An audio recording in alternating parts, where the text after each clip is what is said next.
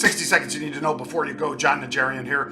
Last week we talked about a big Tesla spread, 1,400, 1,700, and then they sold the puts to help pay for it. That was out in January. That stock has made a pile of money. And then Tesla reversed yesterday, but it's back up today as Sandler gives it an upgrade, moves their target up, up, up.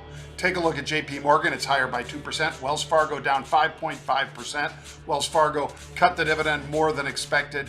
Loan loss provisions more than expected. Mohawk, 6% decline, disclosed an amended class action suit. Take a look also at Delta, down 2% because instead of expanding capacity, they're instead going to hold, not expand as much as people expected. Spotify, UBS cut Spotify to a sell from a buy. Don't agree with this, but it's likely to affect the stock today. I am John Najarian. Check out 3 at 3 every business day at 3. Bang!